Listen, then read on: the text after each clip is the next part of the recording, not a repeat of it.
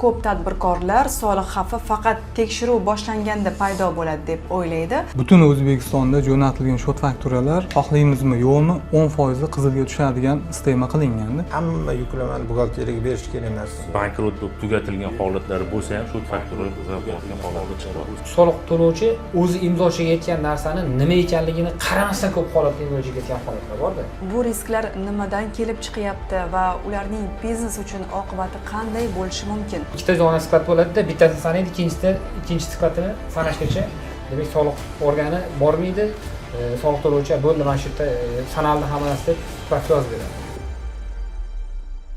Assalomu alaykum hurmatli kuzatuvchilar, e'tiboringizda UTax podkasti.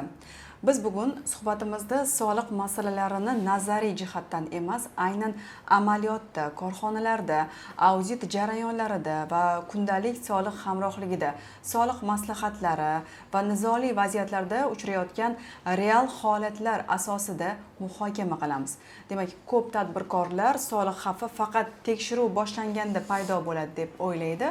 Aslida esa risk ancha oldinroq shartnoma tuzilganda yoki hisob varaq faktura rasmiylashtirilganda, kontragent tanlanganda va hisobot topshirilganda yoki soliq organidan kelgan xabarnomaga noto'g'ri yondashilganda boshlanadi. Bu xatoni esa aynan mana shu muammo kelib chiqqandagina ko'pchilik tadbirkorlar aniqlamoqda. Xo'sh, biz bunday vaziyatlarda nima qilishimiz kerak? Umuman bugungi podkastimiz doirasida mana shu savollarga javob izlaymiz. Demak, bugungi podkastimizda korxonalarda hozir eng ko'p qanday soliq risklari aniqlanyapti? Bu risklar nimadan kelib chiqyapti va ularning biznes uchun oqibati qanday bo'lishi mumkin? Va qanday dolzarb soliq masalalari tadbirkorlarni qiynayapti? Eng muhimi, bunday vaziyatlarda tadbirkor nima qilishi kerak? Bugun biz mana shu mavzular doirasida suhbatlashamiz. Demak, bizning suhbatdoshlarimiz esa UTax soliq maslahatchilari tashkilotining eng kuchli professional mutaxassislari. Demak, ular bilan tanishtirib o'taman. Soliq auditi bo'limi boshlig'i Yorqin Abdullayev. Soliq hamrohligi, ya'ni abonentlar bilan ishlash bo'limi boshlig'i Dilmurod Usmonov. UTax soliq maslahatchisi Jaloliddin Norboyev. Nizoli masalalar bilan ishlash bo'limi mutaxassisi, soliq maslahatchisi Saidjon Hamroyev. Demak, boshlaymiz. Yorqin aka, avvalo sizdan boshlasak. Siz audit jarayonida kompaniyaning ichki holatini chuqurroq ko'rasiz. Ana shu o'rganishlaringiz jarayonida ko'pincha rahbar yoki bosh buxgalter kundalik ish jarayonida sezmagan risklar aynan mana shu audit paytida yuzaga chiqadi. Nima uchun audit paytida yuzaga chiqadi? Nega ular oldindan bu vaziyatni ko'rmaydi? Avvalambor assalomu alaykum. Buni endi biz yoritadigan bo'lsak, uchga bo'lsak ham bo'ladi. Birinchisi moliyaviy, ikkinchisi soliq, uchinchisi valyutaga. Moliyaviy deganda tadbirkor tomonidan tovar tanlashi, uni yetkazib berishi, misol uchun Angrendan olib kelsa necha pulga tushadi, xorijdan olib kelsa necha pulga tushadi. Uni necha pulga oxiri sotadi. Uni sotganda qancha soliq to'lash kerak, rejalashtirish bo'yicha xatolar bor. Ikkinchisi o'sha soliq oqibatlari, uchinchisi o'sha valyuta. Ya'ni valyuta bo'yicha olib kelganda kurs farqi bor, o'z vaqtida to'lashi bor, shu risklari bor. Endi bularni ichiga kiradigan bo'lsak, shu soliq sohasi bo'yicha oladigan bo'lsak, risklar nimadan chiqyapti? Asosan soliq hisobotlari buxgalteriya ma'lumotlariga to'g'ri kelmasligi.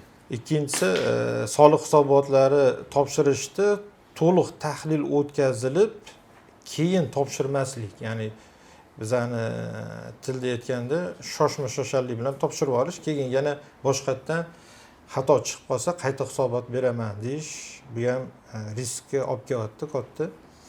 Uchinchisi buxgalteriyada birlamchi hujjatlarni o'z vaqtida rasmiylashtirmaslik.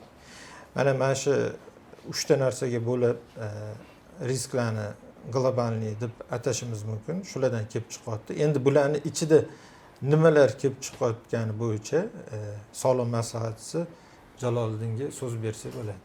Assalomu alaykum. Yorqin aka, to'g'ri aytib o'tdingiz. O'sha kamchiliklar ko'pchilik korxonalarda bir xil kamchiliklar takroriy foydalanmoqda. ko'p uchramoqda. Avvalo aytmoqchi bo'lganim, hozirgi buxgalteriya yuritishda ko'proq amaliyotdagi fakt qilingan ishlar bilan ADNSdagi ma'lumotlar o'rtasida farqlar borligi sababli risklar keltirib chiqaryapti. Ya'ni o'zi ADNSga qachon ma'lumot kiritilishi kerak? Buxgalteriya hisob to'g'risidagi qonunda, undan tashqari alohida boshlang'ich hujjatlar bo'yicha nizom bor, unda ham tasdiqlangan. Buxgalteriya nima qilish kerak? Moliyaviy xo'jalik faoliyatidagi amalga oshirilgan hujjatlar bilan tasdiqlangan operatsiyani ADNSga kiritib olish kerak. Lekin ko'pchilik o'sha korxonalarni o'rganishda, soliq auditida duch kelyapmizki, ADNS haqiqatda chiroyli provodkalar bilan BXMS talablariga mos ravishda yopib qo'ygan, shotlarni yopilgan, lekin uni asoslantiruvchi hujjatlarni so'ralganda bu hujjatlar yo'q. Ya'ni aynan masalan xizmat ko'rsatish, qurilish sohalarini oladigan bo'lsak, kirim bo'lgan tovarlar xarajatga olingan. Lekin xarajatga olinganligini tasdiqlovchi hujjatlar bu muammo. Aynan birinchi asoslantiruvchi hujjatlarni olib, undan keyin ADNS bo'yicha ishlash maqsadga muvofiq. Xuddi shu yo'nalishda qachonki asoslantiruvchi hujjatlar bilan tasdiqlangandan keyin soliq hisobotlari, moliyaviy hisobotlarga olib borib aks ettirish kerak. Lekin amaliyotda ko'p hollarda ADNS chiroyli provodkalar berilib yopib qo'yilyapti, hisobotlar topshirgan. Biz chiqib o'rganish jarayonida asoslantiruvchi hujjatlar yo'qligi sababli butun qilingan ishlar noto'g'riligi keltirib chiqyapti. Endi hozir biz podkastdamizku. Endi yo'q desak noto'g'ri bo'lib qoladi. O'shaning uchun hali aytdik, o'z vaqtida qilinmagan. Endi biz yo'q desak, hozir ko'rayotganlarga bu qo'pol tuyuladi, yo'q ekan. Значит, yo'q bo'ldi, unga soliq hisoblash kerak. Endi o'z vaqtida qilmagan shuni. Ya'ni nimadir ish chiqib qolgan buxgalteriyani, to'g'rimi? Ertaga qilaman, indinga qilaman degan 1 oy, 2 oy qolib ketgan. Endi bu yerda faqat buxgalteriyani bizni ayblashimiz kerak emas. Bunda endi bizlarni ko'rayotgan tadbirkorlarimiz ham ta'sischilar bo'ladimi, rahbarlar bo'ladimi, tizimni to'g'ri shakllantirib berish kerak-da. Buxgalter nima ish qilish kerak? Shartnoma tuzish kerakmi? Yo'q, tuzish kerak emas. Shartnoma sharti bo'yicha o'z vaqtida yetkazib berishi, avans qilishi, bu yuridik tarafdan ko'riladigan savollar. Ertaga tovar berdi, vaqtida to'lov qilmadi, uni undirish kerakmi? Shartnoma bo'yicha misol uchun yozib qo'ydi. 100 kundan keyin. 100 kun yurmaydi-ku, tadbirkorga pul kerak-ku, aylanmaga, оборотga. Mana shunaqa narsalari bor. Moliyachi ham nimaga kerak? Ertaga tadbirkor oldindan 1 oy oldin soliq qancha to'lashligini bilish kerak. Tovar sotilish uchun shu marketing deymiz, reklama bilan ishlaydi. Ular o'z vaqtida tovarni reklama qilib bersa, qancha tovar sotilishi mumkin, to'g'rimi? Bir-biriga ulanadigan joylari bor-da. Bizda ko'p hollarda nima bo'ladi? Shu bitta buxgalter olinadi, suhbat qilinadi, har taraflama professional bo'lish kerak-da. Keyin yuklama oshib ketadi. Keyin mana shunaqa ketma-ketlikda nimalar kelib chiqadi? Xatolar kelib chiqadi. Men endi fikrim shunaqa. Buxgalteriyaga o'zini qilagan ishini berish kerak-da. O'zini vazifasini, hamma yuklamani buxgalteriyaga berish kerak emas. Ertaga buxgalterlarimiz kamayib ketadi. Endi shu o'rinda bitta yangilik bor. 19-mayda PF prezident farmoni imzolangan. Unga asosan 26-yil 1-iyuldan boshlab yangi tashkil etilgan tadbirkor subyektlari va ularni ixtiyoriga ko'ra dastlabki 6 oy davomida soliq va moliyaviy hisobotlarni yuborish xizmati Soliq servis aksiyadorlik jamiyati tomonidan bepul amalga oshiriladi degandi. Ya'ni bu bitta yangilikki, yangi tashkil etilgan tadbirkorlik subyektlari misol uchun 1 milliondan 3 million, 5 milliongacha buxgalteriyaga pul bermasdan hisobotlarini jo'natish bo'yicha soliq servisiga murojaat qilishsa, bu ham ularga iqtisod bo'ladi. Keyinchalik bu o'zligini aylanma mablag'lari oshgandan keyin, vazifalar ko'paygandan keyin buxgalteriyani olib ishlatsa bo'ladi. To'g'rimi? Mana shunaqa hozir davlatimiz tarafdan ham yangiliklar berildi. Bu 1-iyuldan 2026-yildan kuchga kiradi. Zo'r.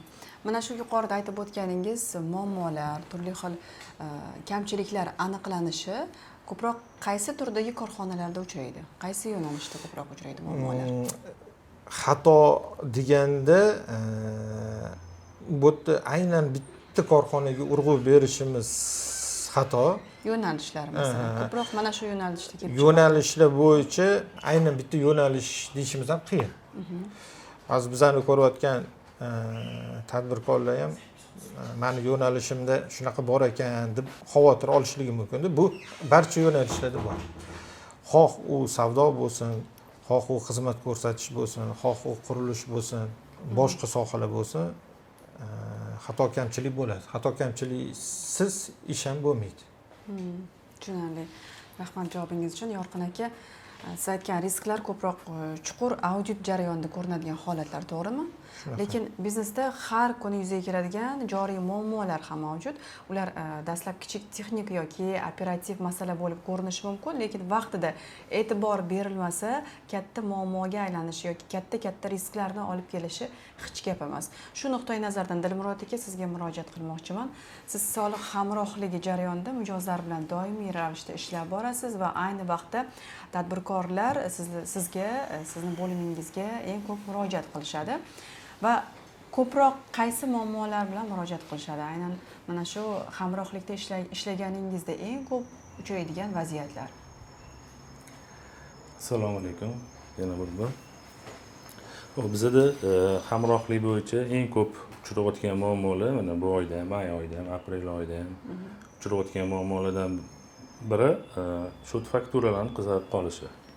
Shot faktura yuborilayotganda yuqori xavf qilib qizarib qolyapti. Bunaqa holatlar bo'yicha buxgalterlar bilan gaplashayotganimizda ular aytishyaptiki, bizda muammo yo'q. Solig'ini to'lab qo'yganmiz, soliqdan qarzdorligimiz yo'q, lekin shot fakturalarni yuborganimizda ham baribir qizarib qolish holatlari kuzatilyapti deyishyapti. Buni keyin holatlar bo'yicha o'rganib chiqqanimizda fakturani yuborgandan keyin uni to'lanadigan byudjetga to'lanadigan summasi bor. O'shani kontragentlar bilan kelishib, shartnomaga qo'shimcha qildirilib, чтобы men to'lab bersam, o'sha summani shu fakturam yashil toifasiga o'tadi degan masalani ko'tardik. Buni qilindi, o'tdi. Endi bir xil abonentlarda, klientlarimizda bu holatda o'tmay qolyapti. Bu holatda ham to'langan summa bo'lsa ham o'tmay qolyapti. Keyin yana bir holat bo'lyapti, shu qizil shot faktura masalasi bo'yicha yuborilyapti, hech qanaqa qarz yo'q, to'lab berilayotganda hal bo'lmayapti. Keyin uni shot fakturani summasini 3-4 ga bo'lib turib, alohida shot faktura qilib jo'natish tavsiya etildi. Endi bunaqa qilib ham jo'natilindi. Bunaqa holatlar ham bo'ldi. Yashil toifaga o'tdi, misol uchun. Bir xillariga uni bo'lib jo'natsangiz ham o'tmay qolayotgan holatlar haligacha bor. Bu masala bo'yicha. Xo'p, buxgalterlar tomonidan yana bir shot fakturaga e'tibor beriladigan holatlar bor. Ko'p buxgalterlarimiz hozir holatlarga ko'pchilik e'tibor bermaydigan holatlar bor. Shulardan bittasi korxona ikkita kontragentlarni, misol uchun o'sha klient bilan o'zini kontragentlarni korxonalarning o'rtasida rahbarlari yoki uchuvchilarini boshqa korxonadan qarzdorligi bo'lsa, boshqa korxonasi bo'lsa-da, ularning byudjetidan qarzdorligi bo'lsa yoki bankrot bo'lib tugatilgan holatlari bo'lsa ham shot faktura qizarib holatlar chiqadi. Keyin avtokameral bo'yicha holatlar aniqlangan, uni avtokameraldagi chiqqan risklar ham shot fakturalarni qizarib qolishiga sabab bo'ldi. Uni o'rganib chiqib, avtokameral bo'yicha holatlarni yo'qotib shot faktura jo'natilinsa ketyapti. Bunda muammo bo'lmayapti. Keyingi masala yana shot fakturalarni qizarib qolayotgan holatga xodimlarning oylik ish haqqisi ta'sir qilyapti. Bu ham ko'rinmayapti buxgalterlarning ko'zligisiga. Oylik ish haqqi misol uchun 2 million, 1,5 million o'sha minimalkadan ko'proq lazgina topshirib qo'yishyapti. O'zi o'tda shot faktura qizarib qolyapti. Nimaga qizaryapti? O'tda summa bor, belgilab qo'yilgan summa bor. 2 million 542 ming shunaqa summa bor belgilab qo'yilgan. O'shandan oshib bo'lish kerak degan aniq joyi bor. O'shani ham inobatga olishsa yaxshi bo'ladi tadbirkorlarimizni shu shot fakturalar qizarib qolayotganda. Bu shot fakturalar qizarib qolayotgan holat bo'yicha yana boshqa holatlar ham bor. Hisob raqamiga terminal orqali tushunilib bo'lgan. Mana shu yuqoridagi mavzuni yana ko'proq ochib bersak, hisob varaq faktura qizil bo'lib qolishi ko'pchilikda oddiy texnik muammo bo'lib tuyulishi mumkin. Aslida bu biznesga qanday real ta'sir qiladi va bu holat kontragentlar bilan munosabatga, qo'shilgan qiymat solig'i zanjiriga, pul aylanishiga yoki kompaniyaning ishonchlilig'iga qanchalik ta'sir qiladi deb o'ylaysiz? Endi ta'siri bor bu yerda. Bir-biriga kontragentlarga nisbatan shot fakturalar qizarib qolishi. Bu yerda hisob fakturalarga o'sha shartnomasiga eng qulay varianti hamkorlikni saqlab qolish uchun, bir-birligisida kontragentlarning hamkorlikni saqlab qolish uchun eng qulay variant do'g'riga o'sha qo'shimcha qilib turib, byudjetga to'lanadigan solig'ingni to'lab beraman deb qilinsa, maqsadga muvofiq bo'lyapti. Eng optimal variant shu bo'lib qoldi hozir. Shunaqa qilib do'g'ri o'zgartirib summalarni to'lab qo'ysa, keyinchalik men uni summani zachotga olgan bo'lsam, keyin to'lab beraman degan maqsad qilib qo'yilsa do'g'riga shu eng optimal variant bo'lyapti. Shaxsiy kabinetga xabarnoma yoki ogohlantirish kelsa, kompaniya birinchi navbatda nima qilishi kerak? Kelsa birinchi navbatda kontragentni tekshirish kerak. NDS guvohnomasi aniq faol emas, ko'rinadi, o'zi o'shanda ham o'zi chiqadi, qizilga tushadi o'zi shot fakturalar. Keyin tovarlarni kirimi bormi yo'qmi? Kirimsiz tovarlar bo'lsa ham, ular sotayotgan bo'lsa ham, kirimsiz tovarlarni shot fakturada aks ettirsa ham, u holatda ham qizilga chiqib qoladi. Shunaqa kirimsiz tovarlarni oldini olish maqsadida qilingan o'zi shu shot fakturani qizil yashilga o'tish toifasi. Shularga e'tibor berishsa, muammo bo'lmaydi xudo xolisa. Qo'shimcha qilmoqchi edim Dilmurod akamning gapiga. O'zi birinchi qizilga tushishi bo'yicha gaplashadigan bo'lsak, butun O'zbekistonda jo'natilgan shot fakturalar xohlaymizmi yo'qmi 10% qizilga tushadigan sistema qilinganda. Tizimda shunaqa. Bu o'zi noto'g'ri. Agar to'g'ri ishlagan korxona ham xohlaymizmi yo'qmi nechtadir shot fakturasi qizilga tushadi. Deylik, amalda bo'ldi, butun boshli zavod, balansida yeri bor, binolari bor, asbob uskunalari bor, ishlab chiqarib sotadi. Yarim shot fakturasi yashilda ketgan, yarmi qizilda ketgan, umuman mantiqi yo'q. Masalan, zachotida bor, QQSlari bor, ortiqcha to'lovi bor. Buni biznesga ta'siri, ya'ni butun boshli zavod ishlab turibdi, shuncha aktivlari bor, sotdi, shot faktura jo'natdi. Kontragenti ko'radi, qizilda. Xo'p, deylik, qo'shimcha kelishuv qildi. O'sha NDSni yoki bu zavod to'ladi yoki oluvchi to'ladi, xaridor to'ladi. Bu biznesga qanaqa ta'sir bor? Ya'ni o'sha to'lagan NDS agar korxonani o'zi shundoq ham zachotida bor, o'zi to'lanmasligi kerak edi. Endi bu pulni byudjetga o'tkazdi, soliqqa o'tkazdi, ya'ni korxona o'sha pulni o'zini oborotidan yo'qotdi. Agar bunaqa ketishda ketadigan bo'lsa, chunki har shot fakturalardan byudjetga to'lanaversa, lekin uni zachoti baribir bor. Bu biznesga salbiy ta'sir ko'rsatadi. Aylanma davom davom etsa. endi o'qib qoladimi, o'qirsiz. Chunki amalda bo'lib turibdi, umuman tushunarsiz. Buni o'zi xodimlar tahlil qilib aytganda ham ko'proq qanaqa kriteriyalar bo'yicha yashil qizil berishi ochiqlanmadi. Chunki reyting ochiqlanganda har xil o'zgarishlar bo'ldi, to'g'ridan to'g'ri ta'sir bo'ladi degan maqsadda shot fakturalarning qizil bo'lishi, yashil bo'lishi hali ham ochiqlangan yo'q. Lekin amaliyotda bo'lib turibdi, oldin shot faktura jo'natishdan oldin TTNni jo'natib, keyin shot faktura jo'natsa, yashilda ketgan holatlar ham bor. Tushunarli bo'lish uchun raqamlar bo'yicha gaplashsa, shaxsiy varaqasida korxonani 200 million qo'shilgan qiymat solig'i bor. Shot faktura berdi, 100 million to'lovga chiqdi. 200 million minus 100 million. 100 millioni yana bor, rezerv. Shunda qizil bo'lyapti. Endi bir xil hisobchilar, buxgalterlar cho'chiyapti-da, may soliq uchdan yana bitta ish bo'lyapti-da, qo'shib to'layapti. Kirib turib vaqtini ketkazib to'layapti. To'g'rimi? Ya'ni o'sha o'zini hisob raqamidan qo'shilgan qiymat solig'ini to'layapti. Ya'ni o'zi shaxsiy varaqasida bor. undan tashqari hisob raqami, bank hisob raqamidan o'tkazish to'liq. Shunaqa. To'g'rimi? Ovoragarchilik bor, lekin raqamlar bo'yicha gapirsak, shaxsiy hisob varaqasida yana 100 million qoldi. Ya'ni bu yerda to'lamay qolinadigan qo'shilgan qiymat solig'i yo'q. Ya'ni qo'shimchasi bilan turibdi. To'g'rimi? Shunaqa. Ya'ni o'sha qizil bo'lgan shot fakturaga yana to'laganlik uchun o'sha 100 million zachoti ko'payadi. 150 million bo'ladi. Keyingi oyda bu takrorlanaversa yana oshib ketaveradi. Natijada tadbirkorda aylanishi kerak bo'lgan aylanma mablag'dagi puli zachotga yig'ilib boraveradi. Natijada Endi biz pul tanqisligi kelib chiqishi mumkin. bo'yicha gapirdik, lekin bu raqamlar yo kichkina yoki juda katta bo'lishi mumkin. Ya'ni milliardlar. O'zi aslida bu o'sha naqdlashtiruvchi korxonalarga mo'ljallangan.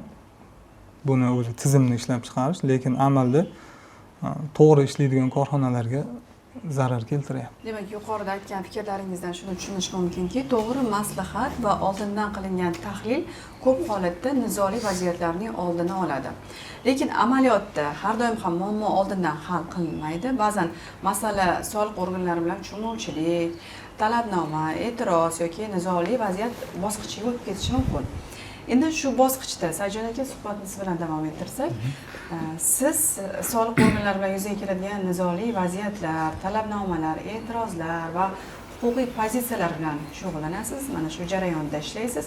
Oxirgi oyda amaliyotda uchragan eng aktual nizoli holatlar qaysi bo'ldi? Assalomu alaykum. Hurmatli kuzatuvchilar, rahmat shuncha so'z berdinglar. Holatlarni yoritib berishga imkoniyat berildi. Demak, oxirgi so'nggi oylarda kuzatilayotgan nizoli vaziyatlarda endi mana hozir Yorqin akamlar soliq auditi tekshiradi, holatni oldindan bilib, imkoniyati borlar xatolarni to'g'rilash imkoniyatini to'g'rilab chiqishadi yoki abonent bo'limiz ham xuddi shunaqa. Bizda aytganingizga o'xshab, уже nizoli holat yuzaga kelib bo'lgandan keyin, soliq organida aniqlangandan keyin bo'ladi bizning ishimiz boshlanadi. Bugungi kunda amaliyotda eng ko'p uchraydigan va bir og'riqli nuqta bo'lib turgan tomoni, demak, soliq organidagi o'tkazilgan tekshiruvlarning natijalari va natijalarni rasmiylashtirishda soliq to'lovchini demak ishtiroki va qilinishi kerak bo'lgan lozim bo'lgan harakatlari ketma-ketligida demak bizada bitta eng lozim nuqtasi borki, demak bu eng oddiy va oson nuqtasi tekshiruv materiallarini tekshiruv jarayonida va tekshiruv materiallarini ko'rib chiqishda soliq to'lovchi ishtirok etishi kerak va demak tekshiruv materiallarini tanishib, o'ziga hammadan bitta nusxani olish kerak edi. Bizga ko'pchilik keladi, qo'lida qarordan boshqa hech narsasi bo'lmaydi. Biz keyin yana nizoni hal qilish uchun yana soliqxonaga alohida chiqamiz, tekshiruv materialini olishga ko'p vaqt ketib qoladi va bitta narsa borki, soliq to'lovchi o'zi imzochiga aytgan narsani nima ekanligini qaramasdan ko'p holatda imzochiga aytgan holatlar bor-da. Buni biz ham borib sudga borganda aniqlaymiz. Mana deydi tilxati bor deydi. Mana sklatimda hech narsa yo'q degan deydi, tilxat olganmiz deydi. Soliq to'lovchi o'zi nima qo'l qo'yib berganini o'zi bilmaydigan holatlar bu. Keyin uni sudda isbotlashimiz yoki sayyor sudga chiqish holatlarigacha bu juda uzoq amaliyot bo'lib qoladi-da. Faktik tovar turgan bo'ladi, uni mana bunga qo'l qo'ydi, mana bunga qo'l qo'ydi degan holatda uni ham qo'l qo'yargan, nimaga qo'l qo'yayotganini qaramaydi. Bu juda ham ko'p demoqchi emasman, lekin bor amaliyotimizda. Yoki ikkita zona sklad bo'ladi-da, bittasini sanaydi, ikkinchi skladini sanashgacha demak soliq organi bormaydi, soliq to'lovchi bo'ldi mana shu yerda sanaldi hammasi deb spravka yozib beradi. Yana bitta holat borki, bu endi soliq organlariga demak pozitsiyasi bilan biz kelishmayotgan joyimiz, biz birinchi potok deymiz, birinchi demak instansiyada yoki o'sha birinchi arizamiz bo'yicha u yoki bu holat soliq organining qaysidir xatti-harakatini qonunga xilofligini demak isbotlab beramiz va sudning qarorida yoziladi. Sud shu bilan birga qayta ko'rish degan narsa bor, yuklab berganda soliq organi sudning qarorida isbotlangan narsa bo'yicha uning inobat qolmasdan yana o'shani qayta ko'rish qilib turib, o'zining pozitsiyasida qolayotgan holatlar juda ham ko'p uchrab turibdi. Bu qayta ko'rish yuklash masalasida u juda ham bir noto'g'ri pozitsiya bo'lib hisoblanadi. Shu endi soliq to'lovchiga sal nisbatan og'irroq bo'lib turibdi. Endi yangi yana soliq buzilisiga aloqador bo'lgan yangi qonun hujjatimiz chiqdi. Vazirlar Mahkamasi 253 soliq qaror chiqdi. Bu qaror bilan demak bozor ayrim tovarlar bo'yicha bozor narxini qo'llash soliq qo'ydi 248-moddasi 4-qism bo'yicha bu chiqdi. Endi bitta qiziq holatki, shu paytgacha ham 248-moddani 4-qismi bo'yicha demak amaliyot bor edi. Soliq organlari to'g'ri kelgan tovarga u xoh недвижимость bo'lsin, qurilish sohasidagi bir ko'chmas mulk bo'lsin, xohlasanglar bitovoy texnika bo'lsin, hamma narsaga qo'llab keldi. Vazirlar Mahkamasining qarori bilan endi chiqdi 18-may bilan. Shu paytgacha 248-moddasini 4-qismi to'g'ridan to'g'ri ishlatilganligi noto'g'ri bo'lib qoldi. Mana shu masalada ham agar kimgadir 248-moddani 4-qismi bo'yicha shu paytgacha 18-may 2026-yilgacha bo'lgan operatsiyaga shu 248-moddani 4-qismi ishlatilgan bo'lsa, Vazirlar Mahkamasi qarori bilan bu noqonuniy bilan tasdiqlandi. Men o'ylaymanki, buni huquqlarni himoya qilishlari yoki soliq qo'mitasiga yuqori turuvchi organ yoki sudga demak huquqlarni himoya qilish bo'yicha ariza kiritishlar kerak bo'ladi. Mana shu Vazirlar Mahkamasi qarori bilan bugungi kundan boshlab amaliyotga kiritilgan bo'lsa, eski amaliyot noto'g'ri ekanligi mana tasdig'ini topdi.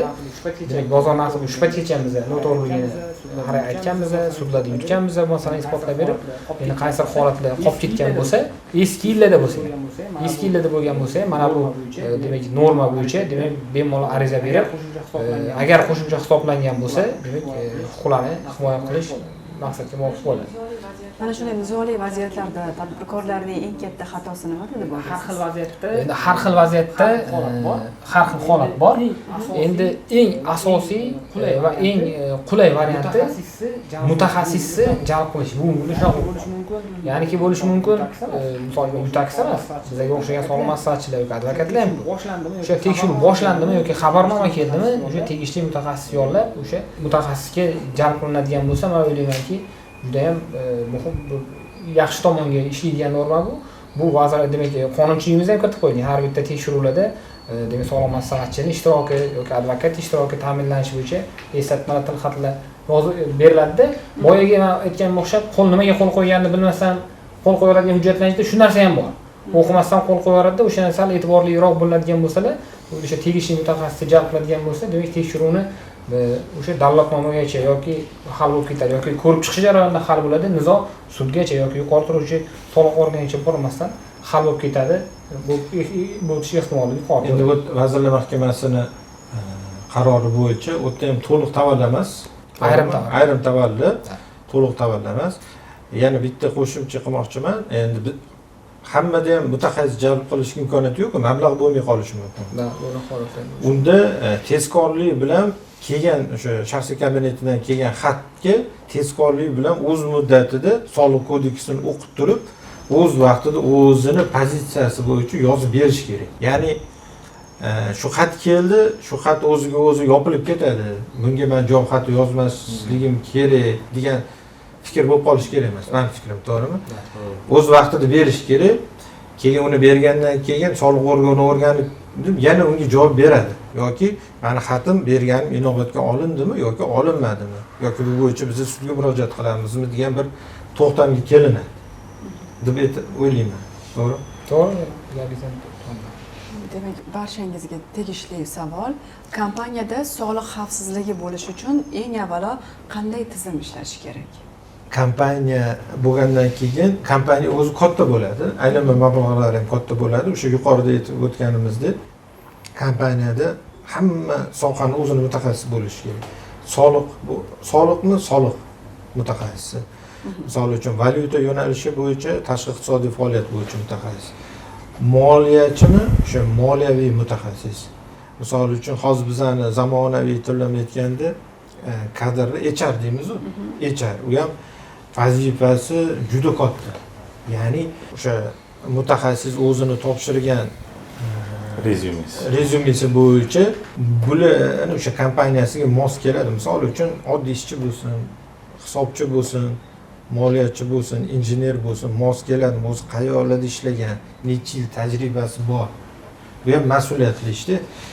Ya'ni har bitta sohani o'zini mutaxassisini qo'yish kerak kompaniya. Endi bu kompaniya deyotganimiz katta kompaniyalarni kattalashayotgan kompaniyalarga tegishli narsalar bular. Kichik korxonalarga qanday tavsiya berasiz? Kichik korxonalarga imkon qadar bitta soliq yo'nalishi bo'yicha olaman, moliyachi olaman, misol valyuta bo'yicha olaman yoki HR bo'yicha olaman degan hisob kitob bo'yicha to'lanadigan puli katta bo'lib ketgani uchun Jaloliddin ham aytyaptilar, yo yaxshi o'tirib ishlaydigan hisobchi olish kerak yoki yaxshi o'sha hisob kitobini yuritadigan outsourcing bilan shartnoma tuzib ishlash kerak. Chunki outsourcing bilan ishlasa ham yoki ko'p yillik hisobchi bilan ishlasa ham ularni yillik tajribasi yig'ilgan. O'sha tajribasi asqotadi. Foydasi tadbirkor subyektlariga juda katta bo'ladi. Buni bir amaliy misol bilan keltirib o'tmoqchiman. O'sha Yorqin akam aytgandek, har bir sohani mutaxassisi bilan ishlash kerak. Agar mutaxassisni saqlab turishga mablag' yetmaydigan bo'lishi mumkin, unda bir martalik outsourcing xizmatlari bilan foydalanish mumkin. Endi biz soliq auditi, soliq bo'yicha o'rganish o'tkazganimizda korxonada haqiqatda katta korxona, oborotlari ham katta. Lekin aynan eksport import operatsiyalarini ko'rib chiqdik. 100 dan ortiq kontraktlari bor. Ko'pchilik korxonalar bilan ishlagan, chet el davlatlari bilan ishlagan. O'sha o'rganish jarayonida aynan o'sha o'zini sohasini mutaxassislari bo'lmaganligi, ishni to'g'ri taqsimlanmaganligi sababli katta miqdorda debitor kreditor qarzdorliklar kelib chiqqan. O'zi faktda u qarzdorliklar yo'q, lekin oddiy o'sha boshlang'ich hujjatlarni noto'g'ri rasmiylashtirish yoki o'sha hujjatlar buxgalteriyaga yetib kelmaganligi, umuman olganda o'sha hujjat aylanishi to'g'ri yo'lga qo'yilmaganligi sabab bo'lgan. Endi biz tekshirib umuman o'rganish qildik. Soliq auditida o'zimiz tavsiyalarni berganmiz. Auditdan keyin qanday yechim berilgan? Auditdan keyin biz o'sha yechimlarni berdik. Ya'ni qanaqa, masalan, bosh buxgalter, uni qiladigan vazifalari bor. Endi tashqi savdo kontraktlari bo'yicha albatta yurist tuzish kerak. Undan keyin deklarantlarni ham oddiy bitta xatosi korxonaga juda katta jarima, qo'shimcha soliqlar keltirib chiqarishi mumkin. Umuman olganda biz ularga bitta rejalashtirishda qilib berdik. Bunda aynan eksport import kontraktlari bo'yicha kimlar ishtirok etishi kerak? O'sha marketing bo'limi, ya'ni sotuv bo'limi, buxgalter, yurist, soliq maslahatchi va logist.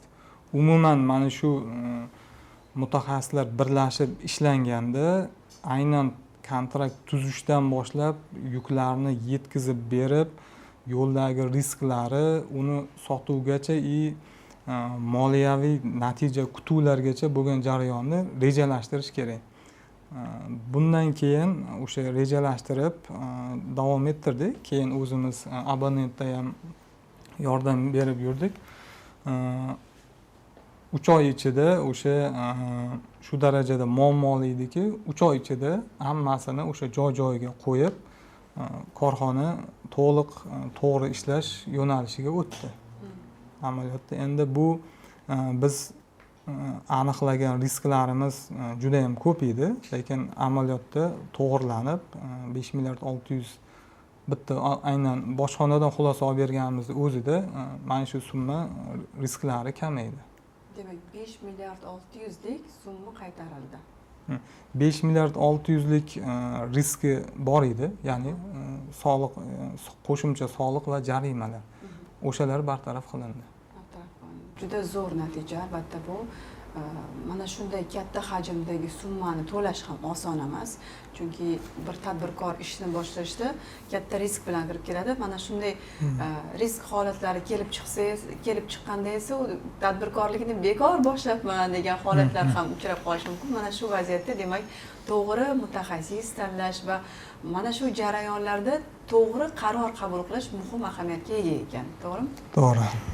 Dilmurod aka, keling, real keyslar haqida yana gaplashib o'tsak, mana oxirgi oylarda bo'layotgan eng dolzarb muammolar va abonentlar bilan ishlash bo'limining unga bergan yechimi. Bitta asosiysi abonentlarda ko'p muammo bo'ldi bizda. O'tgan oyda soliqdan xabarnoma keldi terminal bo'yicha. terminalga tushgan puling soliq hisobotlaringda to'liq ko'rsatmagansan degan soliq organidan xabarnomalar keldi.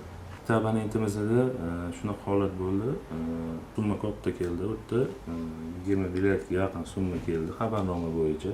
Terminalingga tushirmagansan 2025-yil davomida terminal summaga tushgan, lekin hisobotlaringda aks ettirilmagan degan holat bo'yicha keldi. Bu qaysi tarmoq bo'yicha bo'lgan? Oziq-ovqat tarmog'i. Yo'q, Chakana savdo bo'yicha. Chakana savdo bo'yicha. Asosan katta summalar kelayotgan xabarnomalar chakana savdoga bog'liq bo'lib qolgan. Chunki ularda terminal filiallar ko'p, terminallardan ko'p tushumlar bo'ladi. Shu hisobiga xabarnomalar ko'p chakana savdo faoliyatiga kelgan. Demak, chakana savdo bilan shug'ullanuvchilar ehtiyotkorona yondashish kerak. Shunaqa bo'lyapti, xuddi shunaqa bo'lyapti. Uni o'rganib chiqdik, xabarnoma keldi 20 milliardga yaqin summa 2025-yil uchun. Buxgalterda mana bank hisob raqamini ko'tardik, o'rgandik. O'rganganimizda soliq organi tomonidan yuborilgan xabarnoma asossiz deb topildi. Chunki unaqa katta summaga haq berishi mumkin emas deb o'tdi. Rahbariyat, ta'sischilar ham aytishdi. Uni chuqur o'rganib chiqdik-da, o'rganib chiqib, tahlil qilib, bank xatlarini ilova qilib, uni asoslantirib, xabarnomaga javob xat qilib berdik. Shu bo'yicha 20 milliardga yaqin shu abonentni soliq riski bartaraf etildi. O'sha bank spravkalarini ilova qilib, asoslantirib, soliq organlari bilan gaplashib, mana bank xati, mana ham bergan xabarnoma, mana asos, mana perioddan unaqa plastik kartochka tushgan, mana buncha naqd bo'lgan, mana ob'yomi, mana hisobotda ko'rsatgan holat. Bunda farq yo'q, aniqlanmadi deb asoslantirib berdik. Xolasi o'sha asoslantiruvchi xatimizda xabarnomamizga javob o'tdi, soliq organlari hisobga olishdi uni. Ko'rib chiqishda asosga olib qo'yishdi soliq organlari ham shuni ko'rib chiqib. Shunaqa holatlar bo'ldi. Demak, riskni oldi olindi. Riskni oldi olindi, xabarnomada ko'rsatilgan risklar oldi olindi. Endi bunaqa holatlar ko'p bo'ldi, ko'p abonentlarda bo'ldi. Endi ularda ham har xil summalar aniqlandi. Ularga ham xuddi shunaqa yechim qildik. Ba'zi birlarida boshqacha holatlar ham bo'ldi. Papaning short bo'lib tushgan holatlar ham bo'lib qoldi. O'shalarni ham Endi inovatga olib asoslantirib berildi hammasi. endi qo'shimcha qilaman, to'g'ri. Bular aytayotgan narsalar ham biza bitta bir abonent bo'yicha gapirilyapti-da bu. Abonentdan tashqari bizga ham savol bo'lib turadi tadbirkorlik subyektlaridan. Xat kelyapti, misol uchun 4 milliardga. 4 milliard summa sizni hisobotingizda aks ettirilmagan. O'sha terminal naqd pul aks ettirilmagan. Endi u eng qiziq joyi u tumandan kelyapti. Keyin men ularga savol beraman. Sizlar qanaqa soliq to'laysizlar? Aylanmami? Yo'q, qo'shilgan. Nimaga sizlarga tuman beryapti? Sizlar soliq boshqarmasiga yoki Toshkent viloyati bo'ladimi, Toshkent shahar bo'ladimi, boshqa viloyat bo'ladimi? Sizlarga berilgan o'shalar, ya'ni sizlar o'shalarda shaxsiy hisob varaqi ochilgan, soliq to'lovchi bo'lib ro'yxatdan ular turgan. Haqiqatda o'rganib chiqdinglar, farq bormi? Yo'q, farq deyapti-da. Birinchidan, Demak, xato aniqlangan. birinchidan u xatni ko'rib yana o'sha kelyapmiz, kimga tushadi? Hisobchigami? Hisobchi 1 kun 2 kun vaqti ketyapti. Uni xat bilan yozyapti, undan tashqari tagiga telefon nomerlarini yozib qo'ygan, u bilan bog'lanib, ularga tushuntiryapti. 1 kun, 2 kun, 3 kun ketib qoldi. Lekin xat kelgan shaxsiy kabinetga xat jo'natgan, ya'ni uzr o'sha tuman bo'lib chiqyapti-da. Bu soliq to'lovchi bo'lib boshqarmadan o'tgan, qo'shilgan qiymat solig'i. Shunaqa. Endi u yerda soliqchilarga gaplashganimizda shunaqa deyishdiki, xuddi shunaqa tema bilan chiqildi soliqchilarga, boshqarmaga chiqildi. O'ziga biriktirilgan xodimga chiqib aytilganda, ro'yxatdan o'tgan tuman bo'yicha xat xabarnomalar chiqarilgan deyildi. Keyin aytishdiki, u yerda xabarnomada yozilganki, bank hisob raqami 2025-yil uchun bank hisob raqamini olib turib, elektron variantini fleshkaga yozib turib, soliq idorasiga kelinglar, biz soliq ko'rib chiqib, birgalikda solishtirib beramiz, ko'rib beramiz degan xabarnomada shunaqa holatlar ko'rsatilgandi. Endi unaqa risk qilinmadi, chunki soliq sir hisoblanishi uchun korxona u narsaga ko'nmaydi, misol uchun oborotkasini soliq berib qo'yishga. O'zimiz o'rganib chiqdik-da. borishing shart emas dedikda, xabarnomaga javob qilib yozdik, bank xatini ilova qildik endi. Общий оборотgasini emas, общий summasini menimcha terminal, menimcha naqd tushgan qilib ilova qilib berdik. Shu xabarnomaga javob berdik shunaqa qilibdi. O'tda shunaqa holatlar ham bor, aniqlandi unaqa holatlar ham. Dilmurod aka, men qo'shimcha qilmoqchiman. O'sha aynan onlayn kassa apparatdan urilgan cheklar bilan marketplace cheklari orasida ham hozir tushunmovchiliklar keltirib chiqyapti-da. Ya'ni marketplacedan urilganda miqdoriga bir dona qo'yiladi. Masalan, 10 xil tovar oldi, 10 ta tovar oldi, umuman farqi yo'q. Deylik 500 millionga savdo qilindi, miqdoriga 1 qo'yiladi. Endi bu PayMe, Click, Uzum приложенияларdan pul tushganda ham aynan ularni tushadigan tranzit shotlari 29896 shot bilan terminalniki 23500 bilan boshlanadigan shotlardir. Endi avtokameral aniqlaganda farqlari ham bo'lib turibdi. Masalan, ayrim hollarda bordi, onlayn kassa apparatdan urdingiz, QR kod chiqdi, lekin telefondan skaner qilib to'lab yubordingiz. Bu realizatsiya kassa apparat orqali realizatsiyaga o'tiradi, lekin pulni kelib tushishi 29896 tranzit shotdan tushadi. Ya'ni bu marketplace'larni shoti. O'shanda ham avtokameral shunda ham farq bo'lib qolyapti amaliyotda. O'zi bu kassadan urilgan, kassa orqali sotilgan bo'lib turibdi, haqiqatda shunaqa, lekin to'lov tizimidan tushga kelganda boshqa PayMe kliklardan tushganligi sababli farqlar bor. O'zi umuman olganda tahlil 23500 shot bilan tahlil qilish noto'g'ri. Boshqa shotlarni ham qo'shish kerak kelajakda. O'ylaymanki, asosiy masala bilan aytib o'tirdim mutaxassis tomonidan. Soliq demak nizolarida demak uchrayotgan holatlar nima bo'lyaptiki, demak soliq tekshiruvlarida demak birlamchi buxgalteriya soliq hisobi yuritiladi. Buxgalteriya hujjat buxgalteriya hisobidan kelib chiqib, demak soliq hisobi yuritiladi. U hisoblab chiqariladi. Lekin tekshiruvlar jarayonida demak birlamchi buxgalteriya hujjatlari emasda umuman buxgalteriyaga aloqasi bo'lmagan narsalardan ham demak soliq hisoblash holatlari juda ko'p uchrab turibdi amaliyotimizda.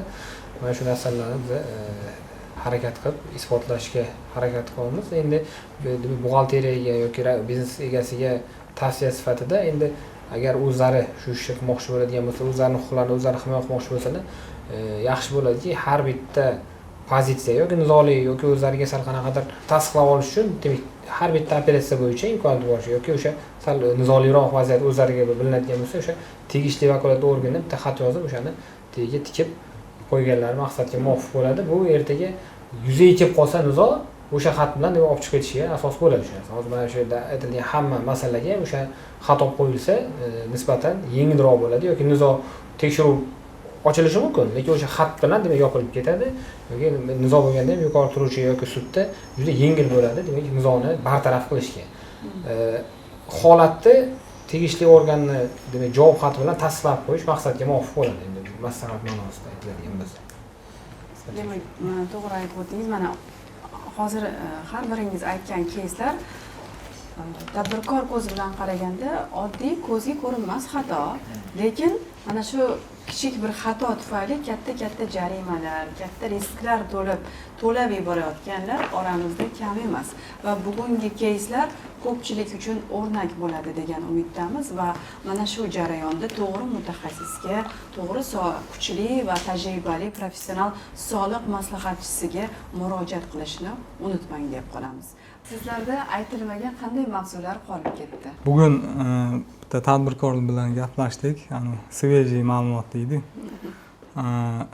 Tadbirkor eksport faoliyati bilan shug'ullanadi, haqiqatda eksport qilingan, lekin eksport operatsiyalarini noto'g'ri rasmiylashtirganligi natijasida 58 milliardga daromad chiqib qolgan. O'zi aslida bu tadbirkor 58 milliardlik daromad ko'rmagan. Endi hozir ularda soliq riski bo'lib turibdi.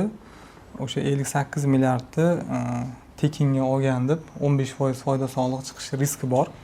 Korxonani ko'rdik, o'rganib chiqdik, yechimlarini topdik. Endi bu bo'yicha ishlarni boshlaymiz. hozir masalan 58 milliarddan 15% riski xudo xohlasa bartaraf qilib beramiz buni. Albatta bu ham zo'r natija. O'zi bunday vaziyat kelib chiqishiga nima sabab bo'ldi va Utax unga qanday yechim bera oladi? Asosiy sabablar o'sha tegishli mutaxassislar ishlanmaganligi, aynan sohaning o'zining mutaxassislari ishlanmaganligi. Bunda deklarantni, logistika, aynan buxgalterni birgalashib ishlash kerak bo'lgan. Bu bo'yicha birlamchi hujjatlarni oldik, ko'rib chiqdik. Bojxona organlari bilan ham bu masalada oldin ham ishlaganmiz, maslahatlashganmiz. Aynan o'sha yo'nalishda ishlashni reja qilib oldik. Bu holatga tushmaslik uchun aynan o'sha deklarant, yurist, soliq maslahatchi, aynan mutaxassislar birga ishlash kerak. Hujjatlar demak o'z ishini ustalari bilan ishlash kerak. Ya'ni o'z ishini ustalari bo'lmasa, mana shunaqa oqibatlarga olib kelishi mumkin. Bu endi tadbirkorlik subyektlariga, tadbirkorlarimizga ortiqcha xarajatda. Vaqt yutqazadi, asab ketadi. Bugungi suhbatdan shuni tushunish mumkinki, soliq xavfi birdaniga paydo bo'lmaydi. U ko'pincha kichik xatodan boshlanadi. Noto'g'ri rasmiylashtirilgan hujjat, e'tiborsiz qoldirilgan xabarnoma yoki bo'lmasa puxta o'ylanmagan shartnoma va vaqtida tahlil qilinmagan operatsiya. Agar bular o'z vaqtida nazorat qilinmasa, avval joriy muammo, keyin soliq riski, undan keyin esa soliq organlari bilan nizoli vaziyatga aylanishi mumkin. Mana shunday vaziyatda esa eng to'g'ri yo'l muammoni tekshiruv kelgandan keyin emas, uni oldindan ko'rish va hal qilish masalasidir. Utaxning vazifasi ham aynan shu, tadbirkor soliq risklarini oldindan ko'rsin, oqibatini tushunsin va to'g'ri yechim qabul qilsin. Agar sizning kompaniyangizda ham soliq risklari, turli xil muammolar, shaxsiy komendagi xabarnomalar, soliq maslahatiga ehtiyoj yoki soliq organlari bilan bog'liq nizoli vaziyatlar bo'lsa, masalani kechiktirmasdan Utax soliq maslahatchilariga murojaat qiling. Biz doim siz bilanmiz. Ko'rishguncha. Ko'rishguncha.